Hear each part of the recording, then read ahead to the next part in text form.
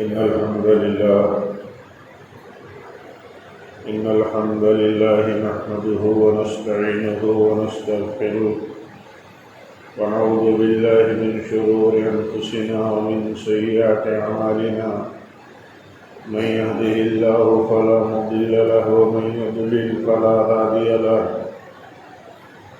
وأشهد أن لا إله إلا الله وحده لا شريك له وأشهد أن محمدا عبده ورسوله يا أيها الذين آمنوا اتقوا الله حق تقاته ولا تموتن إلا وأنتم مسلمون يا أيها الناس اتقوا ربكم الذي خلقكم من نفس واحدة وخلق منها زوجها وبث منهما رجالا كثيرا ونساء واتقوا الله الذي تساءلون به والأرحام إن الله كان عليكم رقيبا يا أيها الذين آمنوا اتقوا الله وقولوا قولا سديدا يصلح لكم أعمالكم ويغفر لكم ذنوبكم ومن يطع الله ورسوله فقد فاز فوزا عظيما أما بعد فإن خير الحديث كتاب الله وخير الهدي هدي محمد صلى الله عليه وسلم وشر الأمور محدثاتها وكل محدثة بدعة وكل بدعة ضلالة وكل ضلالة في النار وقال الله تعالى في موضع آخر فبما رحمة من الله لنت لهم ولو كنت فظا غليظ القلب لانفضوا من حولك. دینی بھائیوں، بزرگوں، عزیز نوجوانوں، اسلامی ماں اور بہنوں، اللہ تعالیٰ نے جو ہمیں سب سے بڑی نعمت عطا فرمائی ہے وہ اسلام کی نعمت ہے.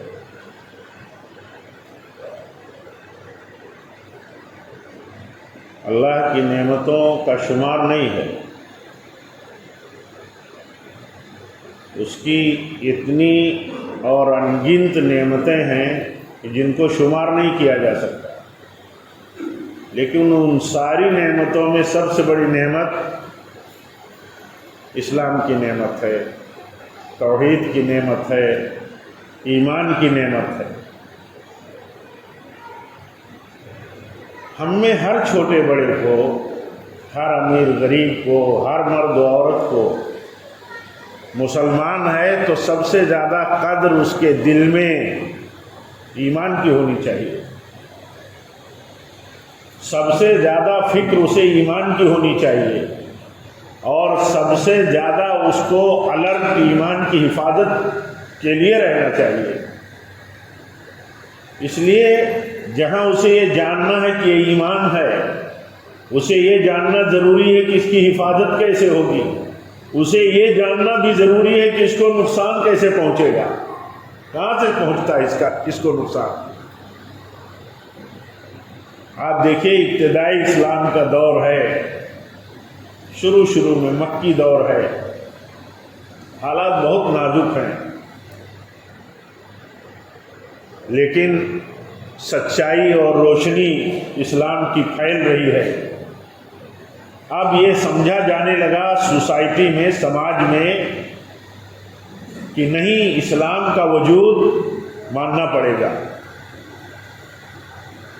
تو ایک ڈیلیگیشن آیا اللہ کے نبی صلی اللہ علیہ وسلم کے پاس. وہ ڈیلیگیشن ایک پرپوزل لے کر کے آیا. کیا لے کر کے آیا؟ 1 سال ہم آپ کے رب کی عبادت کرتے ہیں جیسے آپ کہتے ہیں، 1 سال آپ ہمارے معبودوں کی عبادت کر لیں. تو برات نازل ہوئی. برات، سورہ کافرون جو ہے یہ شرک اور کفر سے برات کی صورت ہے. جیسے سورہ اخلاص توحید کی صورت ہے، ایسے یہ سورہ کافرون جو ہے یہ شرک اور کفر سے برات والی صورت ہے. آپ کسی سچائی کو مانتے ہیں تو اس سچائی کو کھا جانے والی چیز جو ہے اس سے بچانا ضروری ہے۔ تو اللہ تعالیٰ نے کہا کہ کہیے ان سے کہ میں جس اللہ اور حق کی عبادت کرتا ہوں اور وہی عبادت کا حقدار ہے، تم اس کی عبادت کرنے والے نہیں ہو، اور تم جس کی عبادت کرتے ہو، جن کی بندگی تم کرتے ہو، جن معبودوں کی، یہ باطل ہیں، میں کبھی بھی ان کی عبادت کرنے والا نہیں ہوں۔ ایک بار نہیں، بار بار اس کو اللہ تعالیٰ نے دہرایا، بار بار اس صورت میں دہرایا اور فرمایا ان سے کہہ دو لکم دینکم ولی دین، ان سے کہہ دو لکم دینکم ولی دین، تمہارے لیے تمہارا دین ہے، تمہارا دین باطل ہے، حق نہیں ہے، ہمارا دین حق ہے، ہمارا معبود عبادت کے لائق ہے، وہی اکیلا معبود برحق ہے، انہیں بتا دو۔ نازک صورتحال میں، نازک پیریڈ میں، جہاں مشکل تھی بات کرنا، جہاں مشکل بہت بڑا مسئلہ تھا دین اور دعوت کو بچانا، مسلمان بن کر کے رہنا، وہاں ایک آفر آیا تھا کہ کوئی شکل سمجھوتے کی ایسی نکال کر کے ہم چلیں آپس میں، اس میں نہیں سمجھوتا ہو سکتا، اس میں نہیں سمجھوتا ہو سکتا، کیونکہ توحید کے ساتھ شرک کو ملا دینے کے بعد، توحید میں شرک کو ملا دینے کے بعد توحید بچتی نہیں ہے۔ مشکل کیا ہے؟ جن کی توحید بچتی ہو، جن کا دین و ایمان بچتا ہو، وہ جانے ان کا کیا طریقہ ہے، ان کی کیا دلیل ہے، لیکن یہ بتائیے کہ کافر جو تھے، منکرین مکہ جو تھے، مشرکین مکہ جو تھے، کیا وہ اللہ کی عبادت نہیں کرتے تھے؟ کرتے تھے اللہ کی عبادت، ایک نہیں دسیوں کثرت کے ساتھ دلیلیں موجود ہیں۔ وہ جہاں عزا کی عبادت کرتے تھے، جہاں کعبہ کے اندر، کعبہ کے باہر 360 معبودوں کی عبادت کرتے تھے، کعبہ کے اندر اور کعبہ کے صحن میں 360 ان کے یہ معبود تو تھے ہی، خاص طور پر ان کی عبادتیں کرتے تھے، لیکن اللہ کی عبادت، اللہ کی بھی عبادت کرتے تھے، لیکن قرآن کہتا ہے قُلْ يَا أَيُّهَا الْكَافِرُونَ لَا أَعْبُدُ مَا تَعْبُدُونَ، قرآن کہتا ہے کہ تم اس کی عبادت نہیں کرنے والے ہو جس کی میں کرتا ہوں۔ تو کیا اللہ کی عبادت ہی کرنے والے نہیں تھے؟ نہیں کرتے تھے، کرتے تھے، لیکن اللہ کی عبادت اسی وقت معتبر ہوتی ہے جب وہ شرک سے پاک ہو، جب وہ شرک سے پاک ہو۔ ہم ایک تہذیب، ہمارا ایک کلچر ہے، ہمارے اسلام کا ایک رنگ ہے، اس کی کچھ خصوصیات ہیں، امتیازات ہیں، شعار ہیں، ہم اس رنگ سے اپنے اسلام کو، اور مسلمان اس رنگ سے پہچانا جاتا ہے۔ مسلمان کبھی بھی غیروں کے کلچر، تہذیب اور مذہب کا کوئی رنگ اپنے اسلام کے رنگ کے ساتھ نہیں ملا سکتا، نہیں ملا سکتا۔ بہت سخت اسٹینڈ ہے اسلام کا، کوئی ملاوٹ قبول نہیں ہے۔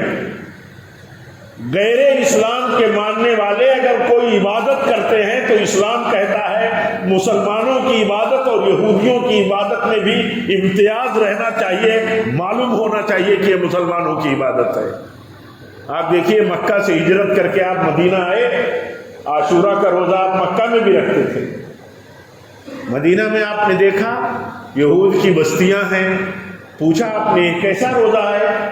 تو کہا موسیٰ علیہ السلام کو اللہ تعالیٰ نے آج ہی کے دن نجات دی تھی، یہ روزہ شکرانہ کا ہے، ہم شکرانے میں روزہ رکھتے ہیں، انہوں نے شکرانے میں روزہ رکھی۔ آپ نے کہا صلی اللہ علیہ وسلم ہم تمہارے مقابل میں زیادہ حق رکھتے ہیں کہ انہیں نجات ملی تو ہم شکرانے کا روزہ رکھیں، لیکن دیکھیے آپ نے آخر میں کیا فرمایا، اگر میں آئندہ حیات رہا، آپ نے فرمایا اگر میں آئندہ زندہ رہا تو 10ویں کے ساتھ 9ویں ملا دوں گا۔ ہمارا فرق رہنا چاہیے، جو عبادت شرعی ہے، جو عبادت رسمی ہے، اس میں بھی اسلام یہ چاہتا ہے کہ مسلمان اپنی عبادت اپنی پہچان میں بالکل ممتاز رہے. اللہ تعالیٰ یہ چاہتا ہے. وہ کسی کی نقل نہیں کر سکتا، کسی کے رنگ میں نہیں جا سکتا، کسی کی تہذیب میں نہیں جا سکتا، کسی کے جشن میں باطل نہیں جا سکتا. آج آخری دن ہے سال کا، رات بھر نئے آنے والے سال کا جشن، شیطانیت، خرافات، دنیا بھر کی جتنی بد اخلاقیاں ہو سکتی ہیں، اگر آزادی ہو تو سب منائی جاتی ہے، کورونا کی پابندیاں نہ ہو تو. لیکن ایک مسلمان کے لیے، ایک مسلمان نوجوان کے لیے کبھی بھی یہ گوارا نہیں ہو سکتا ہے کہ کسی بھی ایسے جشن اور کسی بھی ایسی تہذیب کا وہ نقل کرے، اس کا ساتھ دے، اس میں شامل ہو جائے جو اللہ تعالیٰ کے غضب کا ذریعہ ہے، غضب کا.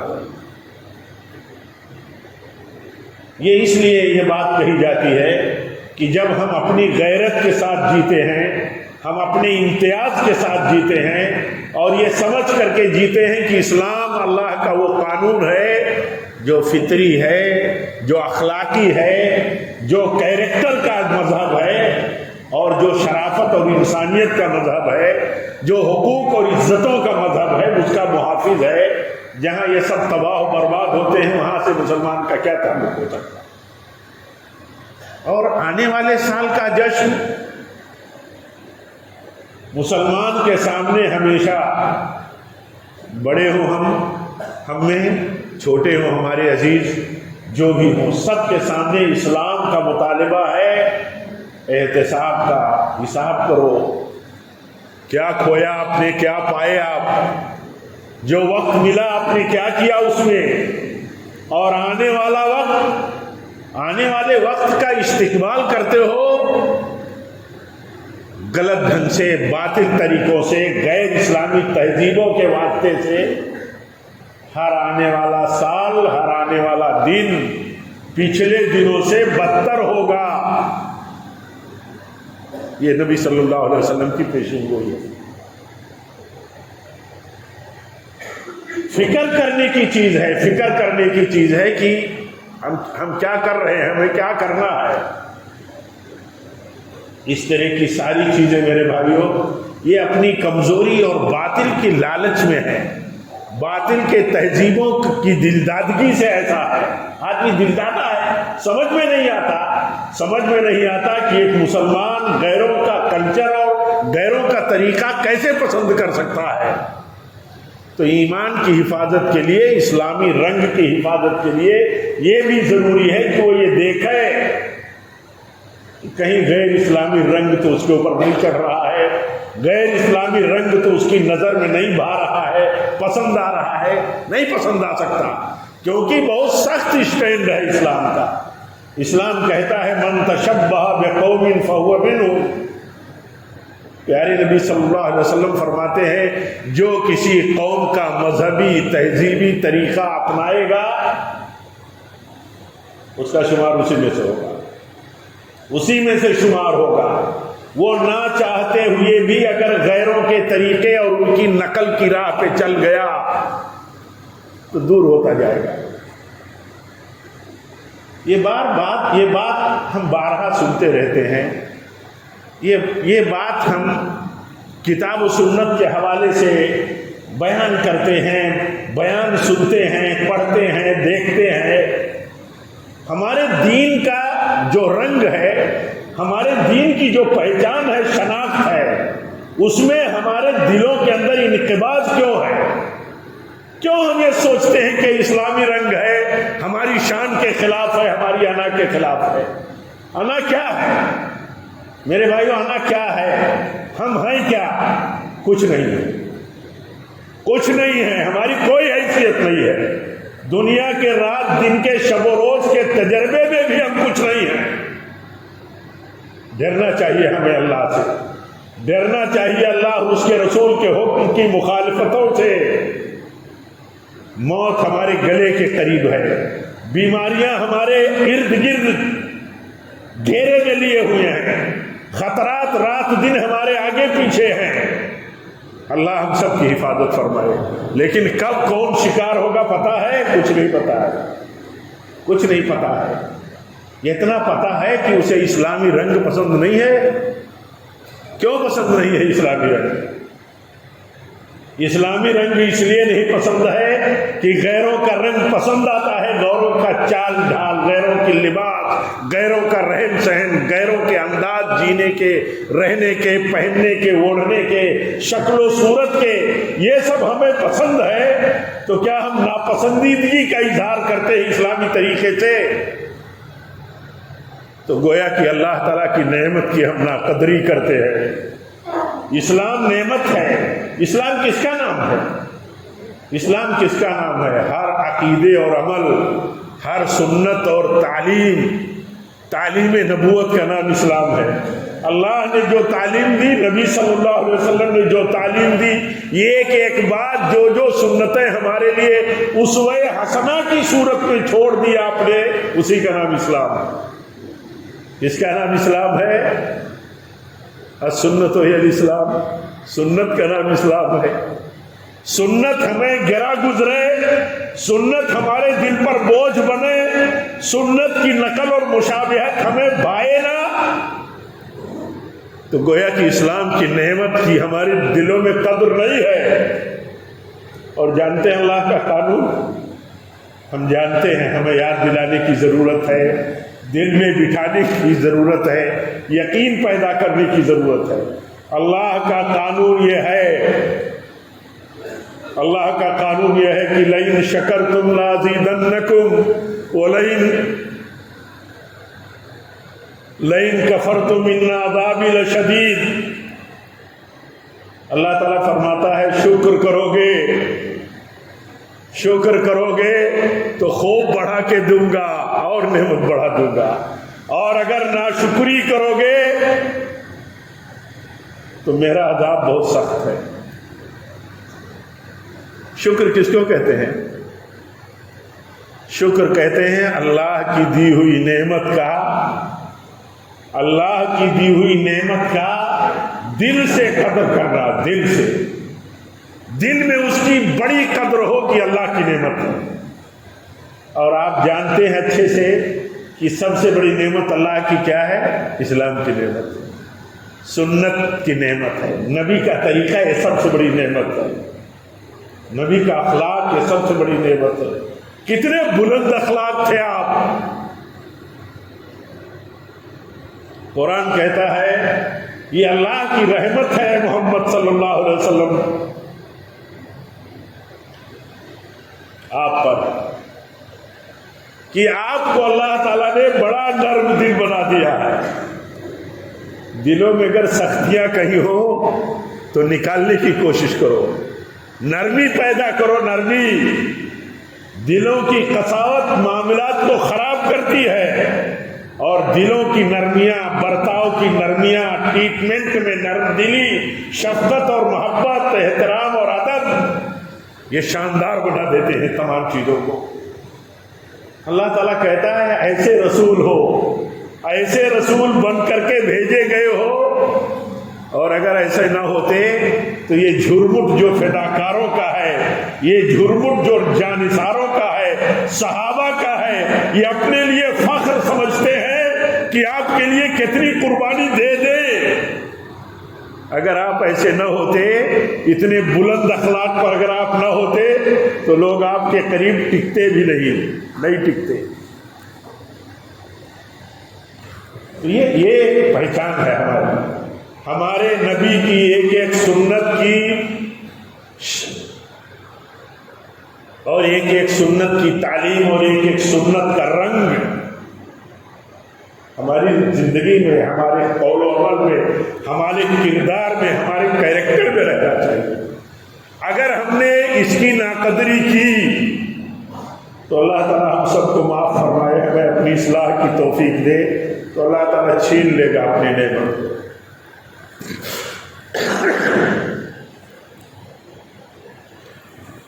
ہم پڑھتے رہتے ہیں،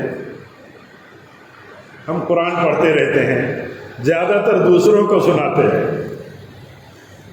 ہم اہل حدیث ہیں، یہ اللہ کا بہت بڑا فضل ہے، یہ بہت بڑا شرف ہے اللہ کا۔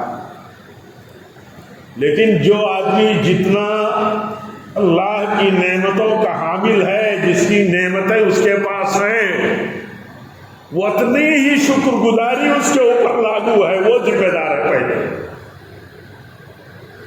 کہتے ہیں دین یہ ہے، دین میں تواضع یہ ہے، تواضع۔ مومن جو ہے جھکا ہوتا ہے اللہ کے حکم کے سامنے، جھکا ہوتا ہے سنت کے سامنے، بڑا محبوب ہوتا ہے اس کو اسلام کا رنگ، اسلام کا کلچر بڑا محبوب ہوتا ہے، اور اس کی خاصیت یہ ہوتی ہے کہ وہ یہ سمجھتا ہے کہ میں ہی ذمہ دار ہوں، میں ہی۔ ہماری عام خاصیت کیا بن گئی ہے، ہمارا طریقہ کیا بن گیا ہے، دوسرا ذمہ دار ہے۔ تواضع یہ ہے کہ بندہ یہ سمجھے کہ میں ذمہ دار ہوں، میں۔ جب آدمی خود اپنے آپ کو ذمہ دار سمجھنے لگے گا کہ میں ذمہ دار ہوں، میں مخاطب ہوں اللہ کا، جب اللہ تعالیٰ کہتا ہے کہ اے ایمان والو تمہیں اللہ کا رنگ محبوب ہونا چاہیے، اسلام کا رنگ، سنت کا رنگ، تو ہر آدمی یہ نہ دیکھے کہ فلاں ایسا کیوں نہیں کرتا، فلاں ایسا کیوں نہیں کرتا۔ سنتوں کا اتنا بڑا شیدائی روئے زمین پر امام محمد بن حنبل رحمۃ اللہ علیہ کی صورت میں پیدا ہوا۔ ان سے پوچھا جاتا تھا یہ لاکھوں حدیثیں آپ کو کیسے یاد ہے؟ تو کہتے تھے جب کوئی حدیث سنتا ہوں، پڑھتا ہوں تو اس کو عمل کر کے باندھ لیتا ہوں، اس کی حفاظت عمل کے ذریعے۔ ایسا نہیں سنا ہے ادھر سنا ادھر ضائع کر دیا۔ کہتے ہیں حدیثوں کی حفاظت میں عمل کر کے کرتا ہوں، میں عمل کر کے۔ اتنا بڑا شیدائی، اتنا بڑا اللہ کے فضل اور توفیق سے سنت کا اتنا بڑا فدائی، کوئی ان کے لیے دعا کرتا ہے، ان کے خیر کے لیے کوئی دعا کرتا ہے تو کہتے ہیں دعا کرو، میرے لیے دعا کرتے ہو تو دعا کرو کہ سنت پر رہوں، سنت پر ہی مروں۔ ان اللہ اصطفیٰ لکم الدین فلا تموتن الا وانتم مسلمون۔ اللہ تعالیٰ فرماتا ہے دین کو تمہارے لیے چنا ہے اللہ نے، ایسے نہیں دین مل گیا تم کو، پسند کر لیا ہے اللہ تعالیٰ تمہیں اپنا دین دینے کے لیے۔ تو اللہ تعالیٰ کہتا ہے خبردار خبردار، مرنا تو اسی دین پر مرنا، اسی تہذیب پر مرنا، اسی رنگ پہ مرنا۔ رنگ دیکھنا بدلنے نہ پائے تمہارا، اور اگر رنگ بدل گیا، نہیں پرواہ کیا بندے نے، جو کچھ اسے اچھا لگا، جہاں اس کو فائدہ لگا، اللہ کا بندہ بننے کے بجائے درہم و دینار کا بندہ بن گیا، عبداللہ کے بجائے عبد الدینار اور عبد الدرہم ہو گیا۔ تو کیا اللہ تعالیٰ کا کیا بگڑا اس بندے کا، بگڑ گیا اس بندی کا جس نے اپنے آپ کو اللہ کی عبدیت میں، عبدیت کس کو کہتے ہیں؟ عبدیت کہتے ہیں ہر قول و عمل میں اللہ تعالیٰ کی مرضی کے سامنے سرنڈر کر دینا، یہ ہے عبدیت، یہ ہے عبدیت۔ تو عبدیت اگر بندے کے اندر نہیں آتی ہے اور وہ جانتا ہے کہ بندگی کیسے کرنی ہے، بندگی کا طریقہ کیا ہے، بندے ہیں ہم تو ہمارا حق کیا ہے، ہم اپنے آپ کو کہتے ہیں ہم اللہ کے بندے ہیں، یہ بہت بڑی بات ہے، یہ بہت بڑا دعویٰ ہے۔ لیکن دعووں کا ثبوت جب دینے کا وقت رہتا ہے تو اس وقت آدمی کا اصل امتحان ہوتا ہے، اسی وقت لڑکھڑا جاتا ہے آدمی دنیا کے پیچھے۔ لیکن جب اسے دنیا کے بعد کی اصل زندگی کا ایمان ہوتا ہے تو سنبھال لیتا ہے۔ ہم جو نہیں سنبھل پاتے ہیں، اللہ کی قسم جو ہم نہیں سنبھل پاتے ہیں، اس کی وجہ یہی ہے کہ ہمارے دل میں ہمارے ایمان میں کل کا مسئلہ بہت کمزور ہو گیا، بہت کمزور۔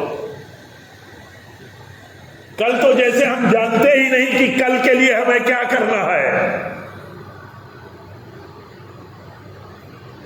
اللہ کے نبی صلی اللہ علیہ وسلم کے پاس آئے جبریل، تو آفر آیا اللہ کا، آفر آیا اللہ کا۔ کیا آفر تھا؟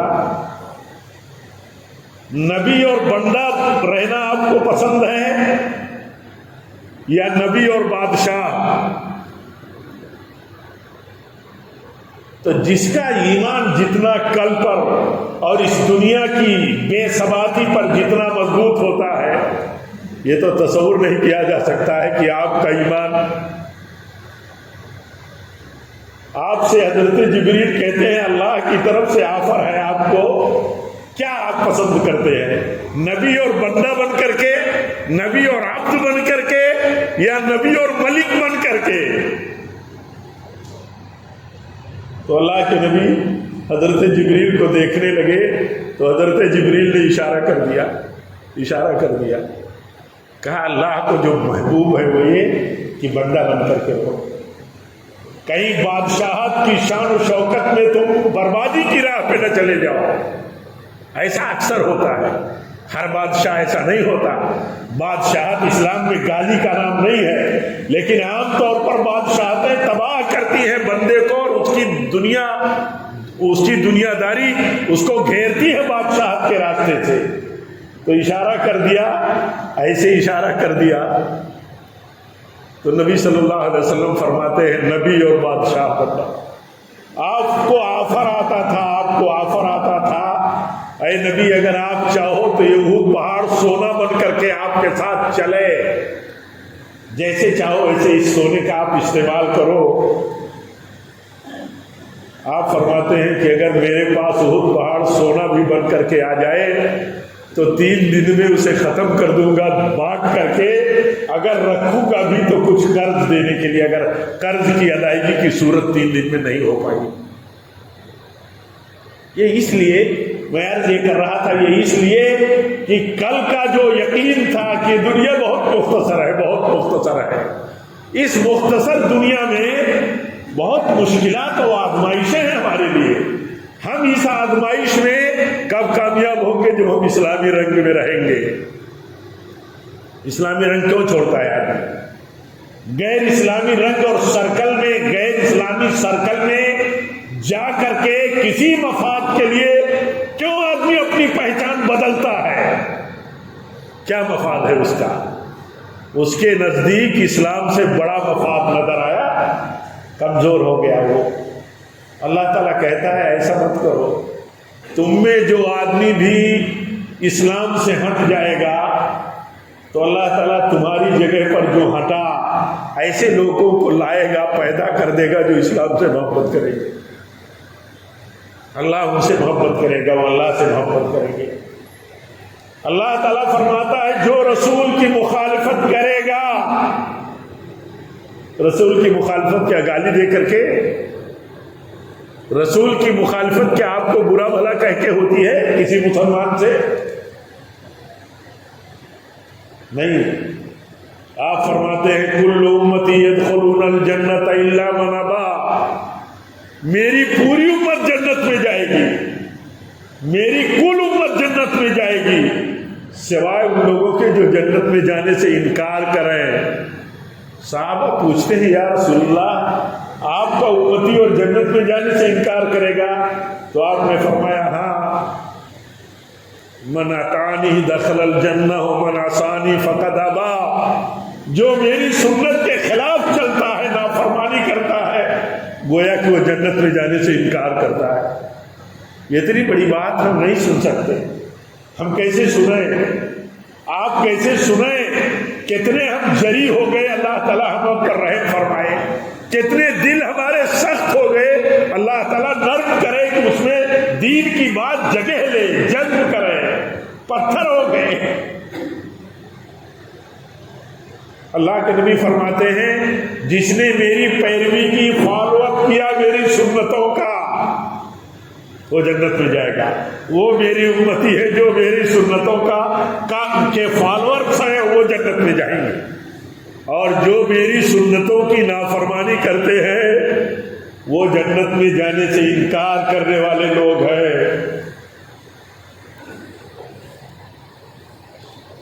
سنتوں سے انکار کرنا اور غیر سنت کی نقل کرنا، اسی کی وعید ہے۔ اللہ فرماتا ہے وَمَن يُشَاقِقِ الرَّسُولَ مِن بَعْدِ مَا تَبَيَّنَ لَهُ الْهُدَىٰ وَيَتَّبِعْ غَيْرَ سَبِيلِ الْمُؤْمِنِينَ نُوَلِّهِ مَا تَوَلَّىٰ وَنُصْلِهِ جَهَنَّمَ وَسَاءَتْ مَصِيرًا۔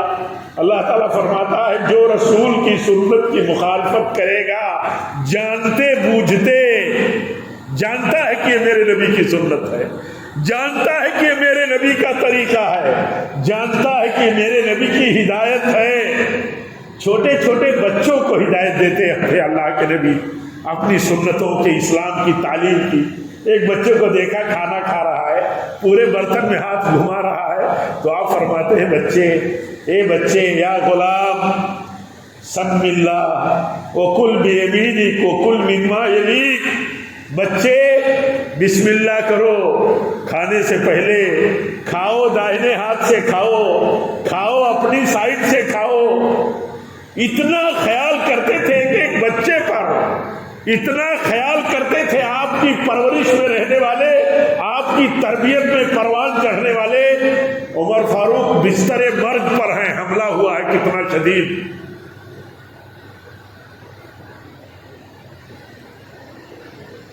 ایک نوجوان آتا ہے، آپ کی قربانی اور آپ کی خدمات کی تعریف کرتا ہے، بڑا کام آپ نے کیا اسلام کی سربلندی بلندی اور عظمت اور غلبے کے لیے، کوئی پرواہ نہیں ہے۔ اللہ تعالیٰ کہ ہاں آپ بہت بلند ہیں، آپ کی نظر پڑتی ہے اس نوجوان پر، اس کا کپڑا ٹخنے سے نیچے ہے، تو اس حالت میں آپ نصیحت کرتے ہیں، کہتے ہیں بچے یہ صحیح نہیں ہے، یہ اللہ کے تقوی کے خلاف ہے، یہ پاکیزگی کے خلاف ہے، صفائی کے خلاف ہے۔ اس وقت بھی دیکھیے اسلام کا ایک لباس ہے، اس کا ایک انداز ہے، وہ اتنی گمبھیر حالت میں بھی نظر ہے کہ یہ نوجوان اتنا بڑا درد مند، فکر مند، میری اتنی تعریف کرتا ہے۔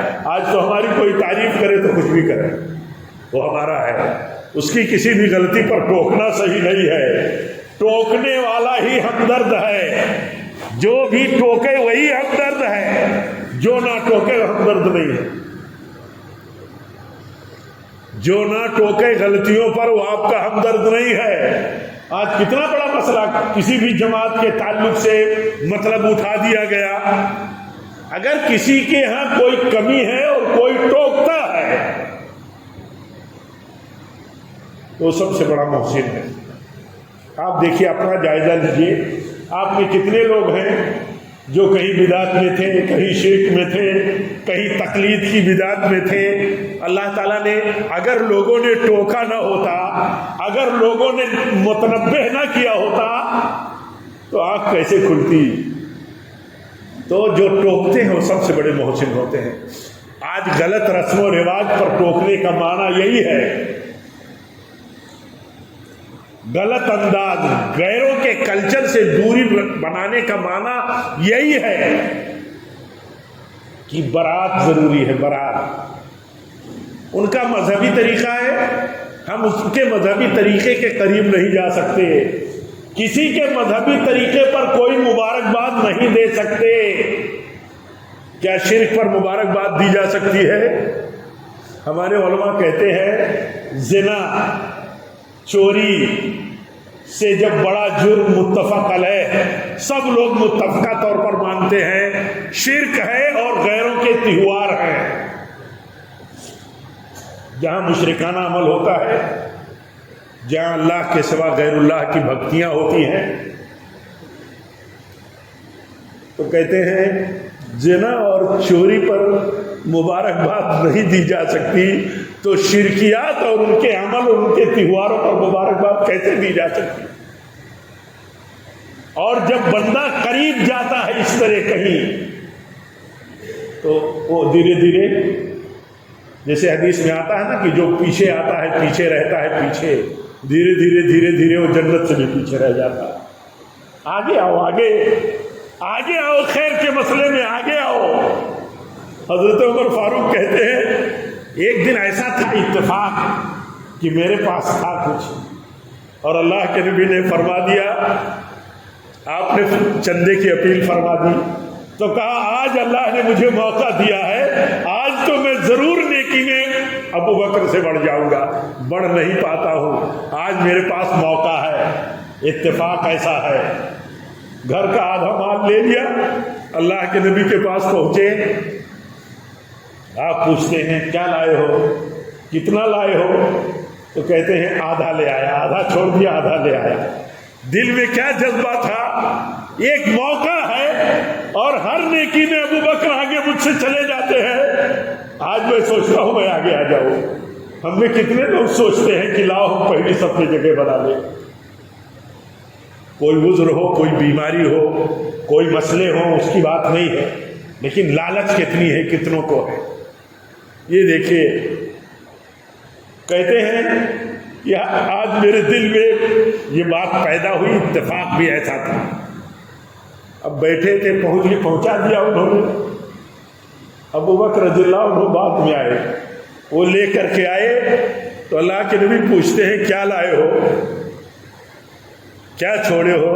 تو کہا سب لے آیا ہوں، سب لے آیا ہوں، اللہ اور اس کے رسول کا ذکر ہو، اسے چھوڑ دیا ہے۔ تو کہتے ہیں حضرت عمر کہ اس دن میں نے سمجھ لیا کہ میں ابو بکر سے کبھی آگے نہیں بڑھ پاؤں۔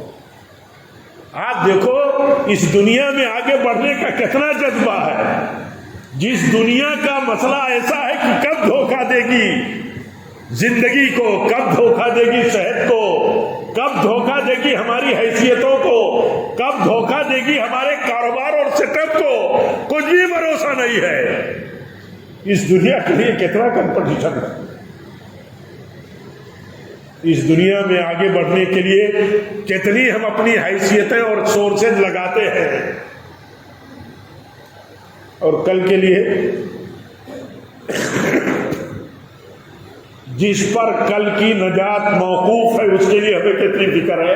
اللہ تعالیٰ ہم سب کو فکر دے۔ میرے بھائیوں، یہ باتیں کہنے کا مقصد یہ ہے، یہ باتیں اس لیے کہی جاتی ہیں اللہ کی نعمت کی قدر کرو، ہم سب قدر کریں اللہ کی نعمت کی۔ دیکھیں کہاں ہم اللہ کی نعمت کی ناقدری کر رہے ہیں، کہاں ہو رہی ہے ناقدری۔ جہاں ناقدری ہو رہی ہے اس کو قدر میں بدلو، ناقدری ہونے مت دو۔ اللہ کا قانون کہیں ہمارے اوپر گھوم نہ جائے کہ اگر ہم ناقدری کریں گے تو چھین لے گا اللہ نعمت، اور دنیا میں اللہ سب کچھ دے دے اور دین چھین لے تو سب کچھ چھین گیا۔ فمن زحزح عن النار وادخل الجنة، جو جہنم سے بچا وہی کامیاب ہے۔ دنیا مل گئی، جنت چلی گئی، ہاتھ سے ناکام ہو گیا بندہ، یہ دماغ میں رہے۔ اور اللہ کے نبی سمجھاتے تھے، کہتے تھے دیکھو یہ دنیا کچھ نہیں ہے۔ اپنے صحابہ سے کہتے تھے اس دنیا کے لیے اتنی ہرس کرتے ہو، دین کے لیے بھی ہرس کرو، دنیا کے لیے بھی ہرس کرو، لیکن یہ سمجھو کہ دنیا ختم ہو جانے والی ہے، یہ دنیا باقی رہنے والی نہیں ہے۔ آپ فرماتے ہیں زندگی کو غنیمت سمجھو، موت آنے سے پہلے کب موت آئے گی؟ کہتے ہیں حلق کے قریب ہے موت اور انسان ہاتھ بڑھائے ہوئے ہے دنیا سمیٹنے کے لیے، پتہ نہیں ہے موت کب آئے گی۔ صحت ہے، کب بیماری آ کر کے شکنجا کس لے گی پتہ نہیں ہے بندے کو۔ کب مالدار ہے غریبی میں بدل جائے گا، کہیں دیوالیہ ہو جائے گا۔ اللہ تعالیٰ حفاظت فرمائے ہم سب کی، رحم فرمائے ہم سب پر، حالات سے، برے حالات سے اللہ تعالیٰ ہمیں بچائے، اور جن حالات میں ہم ہیں شکر گزار بن کر کے اللہ رہنے کی توفیق دے۔ حدیث میں ہے اللہ کے نبی فرماتے ہیں جو بھی تمہارے پاس ہے تو یہ دیکھو کہ تم سے کم کس کے پاس ہے، ان کو دیکھو، ان کو مت دیکھو کہ تم سے زیادہ کس کے پاس ہے، ان کو دیکھو کہ تم سے کمتر کون ہے۔ تمہیں 20,000 تنخواہ ملتی ہے تو دیکھو 10,000 کس کو ملتی ہے، وہ کیسے نبھاتا ہے۔ یہ مت دیکھو کہ کس کو لاکھ ملتا ہے۔ اگر ایسا کرو گے تو تم اللہ تعالیٰ کی نعمت کی شکر گزاری نہیں کر پاؤ گے۔ اور اللہ کی نعمت کی ناشکری جب کرو گے تو اللہ چھین لے گا۔ اللہ تعالی ہم سب پر رحم فرمائے، رب العالمین ہم سب کو متوازی زندگی گزارنے کی توفیق دے، کبر سے بچائے، دنیا داریوں سے بچائے، ایسی دنیا داری جو دین سے غافل کر دے۔ دنیا داری سے منع نہیں کیا، بلکہ آپ فرماتے ہیں لالچ کرو دنیا کی، لیکن ایسی دنیا کی لالچ مت کرو کہ دین کو قربان کر دو، دین کو چھوڑ دو، اسلام کا رنگ چھوڑ دو، ایسی دنیا مت ڈھونڈو۔ اور اللہ تعالیٰ سے دعا کرو کہ اللہ تعالیٰ ہمیں اپنا فرما بردار بنائے، اپنے بھائیوں کا ہمدرد بنائے، اپنے بھائیوں کے لیے شفیق بنائے، اپنے بھائیوں کا ادب کرنے والا بنائے، احترام کرنے والا بنائے۔ اللہ تعالیٰ نرم دل ہمیں بنائے، اپنے نبی کا رنگ ہم دیکھیں کہ کیا تھا۔ ہمارے نبی کا رنگ تھا کہ بڑے نرم تھے، بڑے نرم تھے ہمارے نبی، ہمیں دیکھیں کہ کون کتنا نرم ہے۔ اور اللہ تعالیٰ سے دعا کرتے رہے کہ اللہ جب تک زندہ رہے اسلام پر رہے، جب بھی ہماری موت ہو تو اسلام اور سنت پر ہو۔ وآخر دعوانا الحمدللہ رب العالمین۔